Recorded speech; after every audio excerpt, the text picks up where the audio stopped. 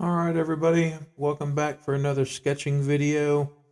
Today we're going to tackle Chapter 5, Hands-on Test Drive 4. So make sure that your SolidWorks settings are set to MMGS, and then we're going to open a sketch in the front plane. Today we're going to be doing a sketch and then a revolve extrusion. So let's go ahead and get started. I am going to start my sketch with the line tool, and I'm going to start from the origin, and I'm going to draw down approximately 8 millimeters, just kind of close, doesn't have to be exact. Then I'm going to come over about 10 millimeters, again, doesn't have to be exact. Then I'm going to come down about 15 right there, and then I'm going to come over about 3 millimeters right there, and then we'll come down approximately 10. Right here, this one should be fairly quick. And then we need to do another 3 right there. And then we're going to go up to 21 millimeters right there. And I'm going to go ahead and zoom in so we can see what we're doing here now.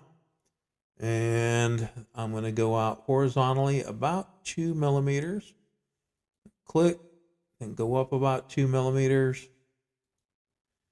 And I'm going to do this a couple more times here. Come up about 2. Come back over. Ooh, it looks like I left out a line. I'm not sure how I did that. And then we're going to come up about 3 millimeters. There. And I'm going to go ahead and join this together right here. Not sure how I did that, to be honest with you. All right, so now that we've got that out there, we got another piece that we'll do in a minute. But what I'm going to do is I'm going to make these 3 lines here collinear. And then I'm going to make these 2 lines collinear. And then we'll make these lines here are all going to be equal. Like so. And then we can go ahead and start dimensioning everything. So I'm going to dimension this first. That's going to be 8 millimeters. And then this one is going to be 15. And then this one is going to be 10. And then we are going to dimension from here to here. It's going to be about 21. Like so. And then we'll do this one to 2. That one to 2. I should have made both of those equal, so I wouldn't have to mess with it later. Could have done all of those equal. Would have made things a lot easier in the end. And then this one is going to be 2 as well. So that sets everything up there. And then this one's going to be 3. And now all we have left to do is to dimension these settings.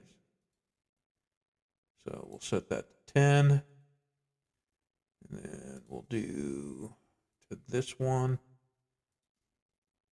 It's going to be 10. That one's going to be 13.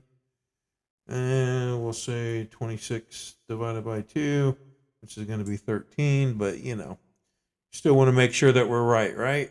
Don't take anything to chance. And then we're going to do this one to 16. Just like so. So right now we have a fully defined sketch.